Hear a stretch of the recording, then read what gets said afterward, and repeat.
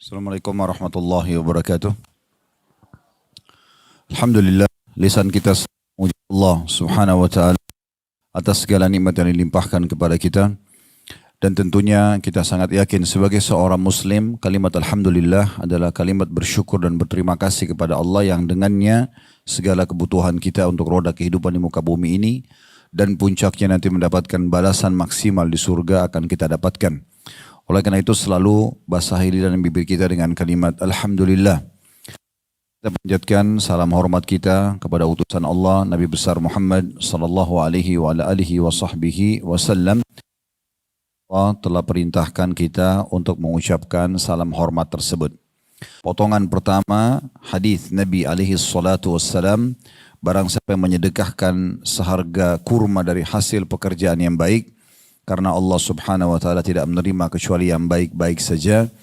Sungguh Allah subhanahu wa ta'ala menerima sedekah itu dengan tangan kanannya dan memelihara sedekah itu untuk pemiliknya sebagaimana seseorang di antara kalian memelihara anak kudanya sampai sedekah itu bertambah menjadi seperti gunung. Dan ini kita sudah bahas panjang lebar tentang masalah motivasi agar kita bersedekah secara umum. Bisa makanan, minuman, pakaian, uang atau apa saja yang kita niatkan untuk dan dikeluarkan di jalan Allah, maka secara otomatis dianggap sedekah. Yang mampu dengan uang alhamdulillah, yang tidak mampu bisa dengan makanan, bisa dengan pakaian, bahkan bisa dengan tutur kata sekalipun, itu juga adalah bagian daripada sedekah.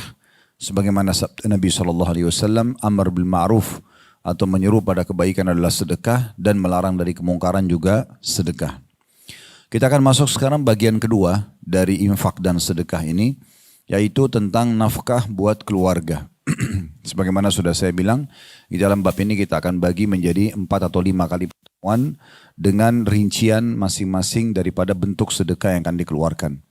Hadis Nabi SAW dari Abu Hurairah radhiyallahu anhu yang berbunyi, dinarun anfaqtahu fi sabilillah wa dinarun anfaqtahu fi raqabah wa dinarun tasaddaqta bihi ala miskin wa dinarun anfaqtahu ala ahlik a'zamuha ajran alladhi anfaqtahu ala ahlik. Terjemahannya, 1 dinar yang engkau infakkan di jalan Allah dan 1 dinar yang engkau infakkan kepada hamba sahaya dan 1 dinar yang engkau sedekahkan kepada fakir miskin dan 1 dinar yang engkau nafkahkan buat keluargamu, maka yang paling besar pahalanya adalah 1 dinar yang engkau nafkahkan buat keluargamu. Ada footnote nomor 67, hadis ini diriwayatkan oleh Imam Muslim. Maksud hadis ini adalah perintah menafkahi keluarga dan penjelasan tentang keagungan pahalanya. Karena di antara mereka ada yang wajib dinafkahi atas dasar kekerabatan. Ada yang sunnah dinafkahi sehingga menjadi sedekah dan menyambung kekerabatan, dan ada yang sifatnya wajib. Dan Muslim, maksudnya Imam Muslim perawi hadis, meriwayatkan perkataan Abu Kilab radhiyallahu anhu bahwa siapa yang pahalanya lebih besar bila dibandingkan dengan seseorang yang menafkahkan harta untuk keluarganya yang masih kecil-kecil, yang mana dengan nafkah tersebut Allah subhanahu wa ta'ala melindungi, memberi manfaat dan memperkaya mereka. Hadis ini juga disebutkan oleh Imam Nawawi dalam Sahih Muslim, atau Imam Muslim meriwayatkan dan dinukil kembali oleh An-Nawawi. Hadis ini memberikan pelajaran kepada kita yang pertama, adanya motivasi agar kita selalu bersedekah. Ya, apapun itu kita keluarkan sedekah, dan banyak sekali ragam. Banyak juga pihak-pihak yang bisa kita berikan untuk menerima sedekah kita.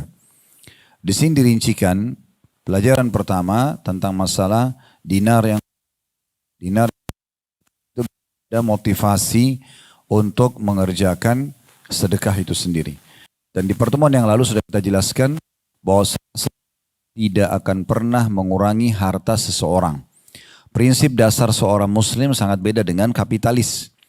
Kalau seorang muslim memiliki uang 1 juta rupiah misalnya, kemudian dia menginfakkan 100.000, maka tidak ada seorang muslim yang faham teori agama kemudian mengatakan uang saya berkurang karena hanya tinggal 900.000 saja. Dari 1 juta sudah diinfakkan 100.000. Tapi kalau dia faham teori agamanya, dia faham keutamaan sedekah, maka dia sangat yakin 100.000 yang dikeluarkan justru akan lebih besar nanti nilai feedbacknya atau akan kembali kepada dia ya daripada uang yang dia tabung bahkan.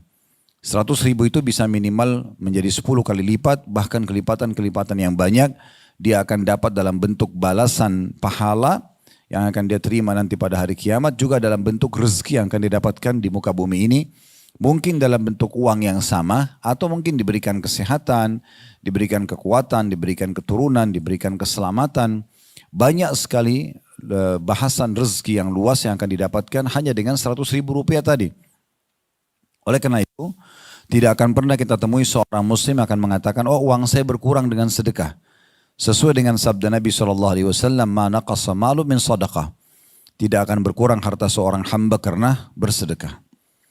Saya juga sudah mengatakan latih diri kita, Bapak Ibu sekalian, dan juga kepada anak-anak kita agar terbiasa untuk bersedekah. Saya sudah ingatkan, jangan pernah membelikan celengan buat anak-anak. Ya, kalau sudah terjadi ya qadarullah ma syaa fa'al, tapi kedepannya lebih baik diubah. Karena memberikan celengan kepada mereka dan katakan menabung ya nak, maka kita sudah tanamkan pada diri dia sifat pelit dan perhitungan. Kalau kita memberikan adik dan kakak misalnya masing-masing 1 celengan, dan kita memberikan misalnya masing-masing 10.000 rupiah, dan mereka meletakkan dalam celengannya dengan niat supaya mereka terbiasa menabung, maka pastikan pada detik itu mereka akan sudah mulai punya sifat pelit, sifat bakhil dalam agama kita. Dan pelit atau bakhil ini hukumnya haram dalam Islam, tidak boleh. Kapan si kakak memegang celengan si adik, maka mungkin adik sudah marah. Atau sebaliknya, bahkan kadang-kadang kita sebagai orang tua pun kalau memegang celengan si anak, mungkin bisa saja dia marah. Apalagi kalau sampai memakai isi daripada celengan itu. Padahal uang asalnya dari orang tuanya. Jadi yang benar seperti apa?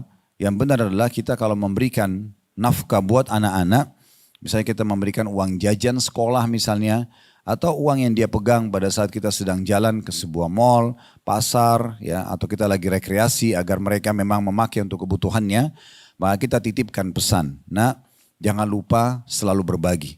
Kalau lagi istirahat, belanja di kantin sesuatu, di sekolah misalnya, maka selalu traktir dan berikan kepada temanmu juga. Ya, misalnya kita melatih mereka terbiasa dengan itu. Setiap melihat kotak amal di pinggir jalan kan, misalnya depan-depan masjid atau di depan masjid, biasanya kalau masjid butuh renovasi atau butuh anggaran, biasanya mereka juga membuka donasi di pinggir jalan, ya. Atau misalnya lagi pergi ke masjid lalu ada kotak amal walaupun masjid lagi tidak direnovasi, atau ada saja siapapun yang meminta yang kira-kira memang membutuhkan, maka kita melatih diri kita dan anak-anak untuk terbiasa memberi. Ini sangat luar biasa, ini akan membiasakan diri tersebut dermawan. Dan ini dilatih dalam atau yang diajarkan dalam Islam. Beda dengan kapitalis, kalau kapitalis berpikir 1 juta rupiah dikeluarkan 100.000, mereka akan terpengaruh dengan angka yang sisa saja. Oh sisa 900.000. Seakan-akan 100.000 yang dikeluarkan untuk sosial itu tidak akan mendatangkan manfaat apapun buat mereka. Oleh karena itu mereka akan sibuk selalu berpikir bagaimana menabung uang-uang itu dan memperbanyaknya, padahal sebenarnya tidak akan dibawa sampai dia meninggal dunia. Ingat selalu hadis Nabi SAW, kalau anak Adam meninggal dunia maka akan ikut ke kuburan 3. Keluarganya, hartanya dan amalnya, dan akan pulang 2. Keluarganya akan pulang, karena tidak mungkin nginap bersama dia di kuburan setelah dia meninggal.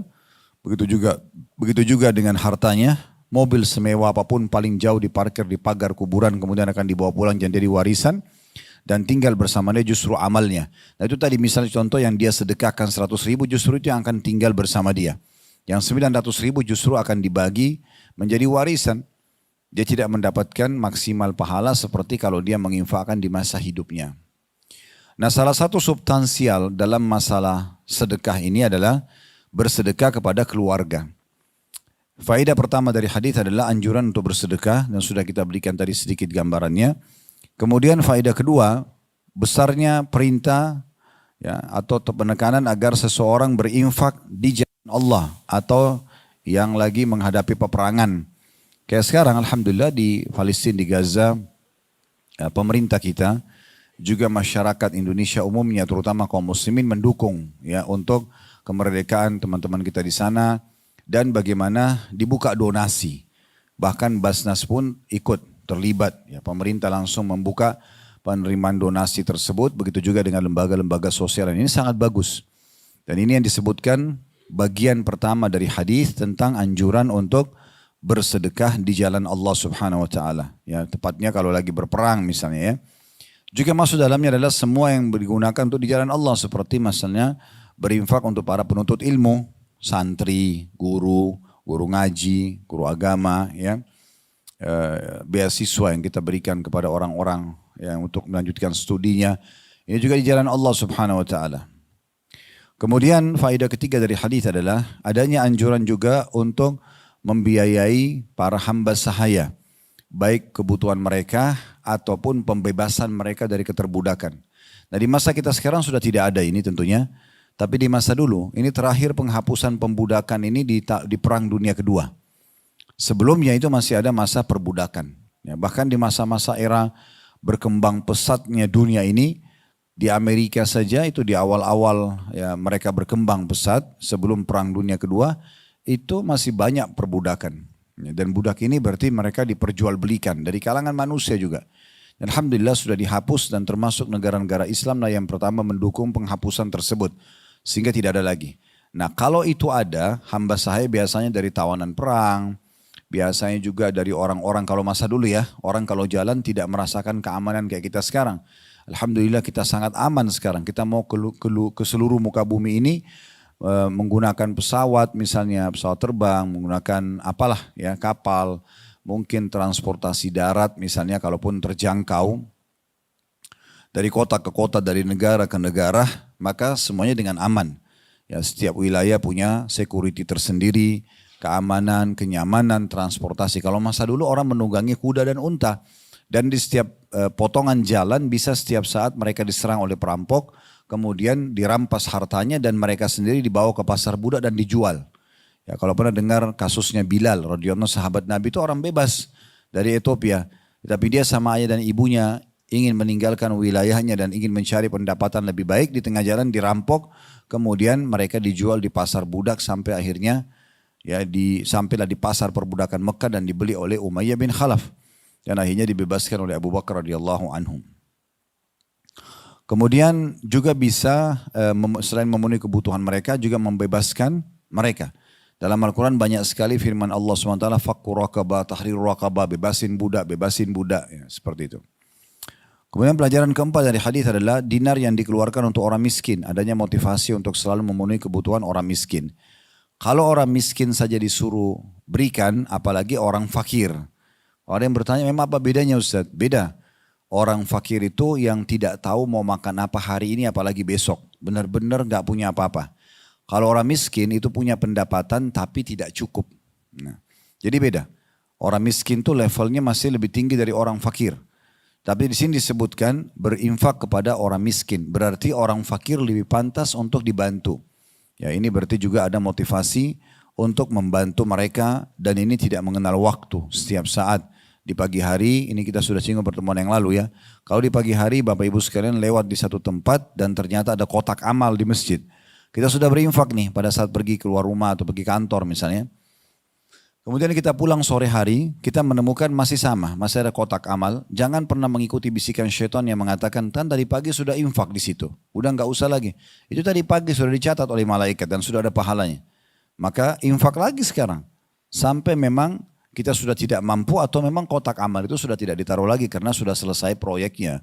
Maka selama ada kesempatan jangan disia-siakan. Ini kurang lebih faedah yang ke-5 ya. Maaf, ini yang keempat berarti ya. Tadi yang pertama ada motivasi sedekah, yang kedua motivasi untuk bersedekah secara khusus di jalan Allah, baik itu perang ataupun kegiatan di jalan Allah. Yang ketiga, ya infak kepada pembebasan budak atau kebutuhan mereka. Yang keempat, infak untuk para orang-orang miskin. Yang kelima, yang terakhir adalah adanya anjuran untuk berinfak kepada keluarga. Keluarga ini terdekat, kalau orang belum menikah, maka berarti ayah dan ibunya. Kalau seorang anak sudah mulai bekerja, maka dia memberikan kepada kedua orang tuanya. Walaupun orang tuanya sudah mampu. Jadi boleh saja kita bersedekah kepada orang yang mampu. Misalnya orang tua kita kaya raya. Boleh nggak saya sebagai anak, sebagai bentuk bakti saya membelikan mobil buat orang tua saya. Saya membelikan rumah baru misalnya. Boleh saja, tidak ada larangan dalam masalah itu. Karena bersedekah boleh kepada orang kaya ataupun orang miskin. Ya. Kemudian kalau seseorang itu sudah berumah tangga, misalnya laki-laki, maka ada tambahan istri dan juga anaknya. Ini semua keluarga. Tapi orang yang diskala prioritaskan, kalau seorang laki-laki sudah menikah, maka istri dan anaknya, kemudian baru pindah kepada orang tuanya dan kerabat-kerabat yang lain. Kalau dia belum menikah, maka didahulukan kepada orang tuanya. Demikian juga orang tua yang menginfakkan kebutuhan anak-anaknya. Kalau anak perempuan itu sampai menikah. Kalau anak laki-laki hanya sampai balik saja. Jadi kalau sudah lepas dari balik, berarti itu sudah sunnah, bukan lagi kewajiban orang tua. Kalau ada orang tua yang membiayai anak laki-lakinya sampai selesai kuliah, diberikan kebutuhan kendaraan atau apa saja, setelah mereka balik itu hukumnya sudah sunnah, muakkadah, sunnah yang sangat ditekankan. Tapi kalau anak perempuan wajib sampai mereka menikah. Jadi kalau ada orang punya anak perempuan, misal ini contoh saja, tidak menikah sampai umur 30 tahun atau 35 tahun atau 40 tahun. Sementara ayahnya masih kuat dan mampu, maka ayahnya tetap wajib menafkahi dia. Dan dari semua bagian-bagian infak ini, maka yang paling afdal, yang paling besar pahalanya, yang dikeluarkan untuk kerabat, tadi keluarga. Ya, jadi kalau laki-laki sudah menikah, maka istri sama anaknya. Kemudian baru pindah ke kedua orang tuanya, lalu kemudian kerabat-kerabat yang lainnya.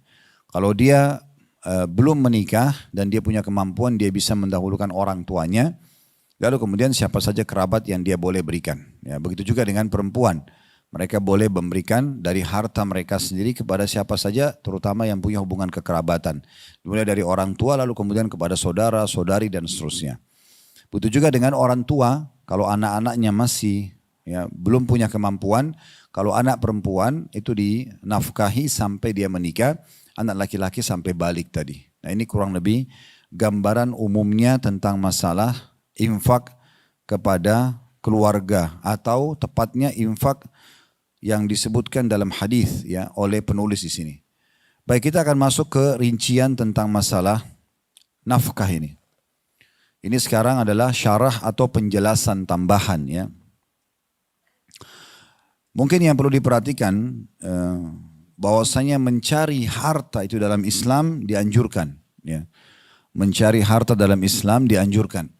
Islam tidak menyuruh penganutnya untuk jadi miskin, untuk jadi susah, untuk kumuh, untuk jorok, maaf ya. Misal contoh, untuk berantakan. Islam menyuruh semua kita ini untuk bersih, rapi, baik penampilan, ya, menjaga martabat, nama baik, ya, menjaga kedudukan, memiliki harta yang luas, rumah yang luas, kendaraan yang bagus, semua itu dikatakan dalam Islam. Sampai kata Nabi SAW dalam hadis ya, yang sahih, sesungguhnya kebahagiaan itu terdapat pada 3. Ya, istri yang salihah, kemudian rumah yang luas, ya, kemudian tunggangan yang nyaman. Sebagian riwayat ditambahkan tetangga yang baik. Ya. Dan termasuk kesengsaraan adalah istri yang durhaka, kemudian rumah yang sempit dan tunggangan yang tidak nyaman. Kenapa ada penyebutan tentang masalah rumah dan tunggangan? Berarti menandakan memang justru bagian daripada kebahagiaan seseorang di saat Allah memberikan dia tempat tinggal yang nyaman, kendaraan yang nyaman. Berarti kan ada motivasi untuk bisa memiliki pendapatan dan memiliki semua itu. Yang penting dengan cara yang benar, cara yang halal, dan jangan dipaksakan. Tentu sesuai dengan kadar kemampuan kita. Dan kalau seandainya ada orang yang Allah berikan harta melimpah dan sumbernya halal serta dia sibuk menghabiskan harta itu untuk kebutuhan yang diperintahkan oleh Allah, untuk kebutuhan dia pribadi, untuk kebutuhan keluarganya, untuk berdakwah di jalan Allah, untuk bersedekah, maka itu orang yang paling pantas untuk kita iri pada mereka. Ya, sesuai dengan hadis Nabi SAW dalam hadis Bukhari Muslim, la hasada illa fitnatain. Tidak boleh orang iri kecuali pada 2 golongan saja. Kan kalau iri itu dosa ya, nggak boleh. Kita iri pada orang tidak boleh. Tapi ada 2 golongan yang kita dibolehkan iri. Cuman irinya ini istilah agama kita ghibthah ya. Kalau yang iri dilarang, bahasa agama kita adalah hasad. Iri yang berharap agar nikmat yang sedang ada pada orang yang kita jadikan target itu hilang. Ini iri yang haram. Misal ada orang diberikan kelebihan paras wajah, postur tubuh, dia cantik, dia gagah misalnya, atau dia diberikan kelebihan harta, atau diberikan kelebihan kepintaran, kecerdasan misalnya. Kalau ada orang iri dengan berharap itu hilang dari dia. Hilang dari orang itu. Misalnya dia berharap orang itu rusak mukanya, rusak fisiknya, bangkrut usahanya, maka ini hasad yang haram. Ini nggak boleh. Karena kata Nabi SAW, ittaqul hasada fa inna hasada ta'kulul hasanatu kama ta'kulu an-narul hatab. Atau kama qala Nabi SAW.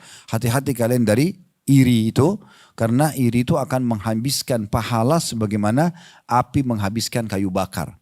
Jadi nggak boleh sama sekali kita yang melakukan itu. Tetapi kalau ghibthah itu adalah kita merasa iri, tapi iri kita ini tidak berharap hilang nikmat itu dari orang tersebut. Misal ada orang cantik dan gagah, kita mengatakan, ya Allah, sebagaimana kau karuniakan kelebihan itu pada dia, karuniakan juga padaku. Kita iri tapi tidak berharap hilang dari dia. Ya Allah, sebagaimana engkau berikan dia kepintaran, engkau berikan dia kekayaan, jabatan, kedudukan atau apa saja, karuniakan juga untukku. Maka ini namanya ghibthah, ini dibolehkan. Nah kata Nabi SAW, la hasada illa fitnatain, tidak boleh orang iri, atau di sini dimaksud adalah ghibthah. Ya, kita cemburu, tapi cemburu motivasi buat diri kita agar kita minta juga sama Allah apa yang diberikan kepada orang tersebut dari kelebihan dengan cara Allah tentunya ya. Dan kita tidak berharap sekali lagi nikmat itu hilang dari orang tersebut. Kapan kita berharap hilang berarti itu hukumnya haram, tidak boleh. Kata Nabi SAW yang pertama yang boleh kita iri pada mereka tapi ghibthah ya, tidak berharap hilang dari orang tersebut. Rajulun atahu Allahu malan fasallata ala halakati fil haqq. Yaitu seseorang yang Allah karuniahi harta, lalu orang itu sibuk menginfakkan hartanya pada kebaikan. Ya. Jadi kalau ada orang kaya tapi selalu membantu orang lain, itu boleh kita ghibthah. Kita berharap Allah berikan juga kepada kita tanpa menghilangkan nikmat itu pada orang tersebut. Ini kata Nabi SAW dibolehkan. Yang kedua adalah warajulun atahu Allahul hikmah fahuwa yaqdi biha wa yu'allimuha. Yang kedua adalah seseorang yang Allah karuniahi ilmu untuknya. Ilmu Al-Quran dan Sunnah, ilmu agama. Dan dia menunaikan ya, ilmu tersebut, mengamalkan dalam hidupnya dan mengajarkan kepada orang lain. Nah, ini juga boleh kita merasa ghibthah. Kok dia lebih pintar, kok dia bisa hafal Quran, kok dia bisa hafal hadis, kok dia bisa begitu dan begitu, saya juga mau gitu. Tapi kita tidak berharap hilang dari dia. Ini dibolehkan. Tapi saksi bahasan kita bisa lihat bagaimana orang yang boleh kita cemburui justru orang yang punya kekayaan. Tapi kekayaan dari sumber yang halal dan tidak berharap hilang dari dia nikmat tersebut. Tapi kita jadikan sebagai cambuk motivasi buat kita agar kita bisa mendapat seperti dia dan melakukan hal yang sama ya.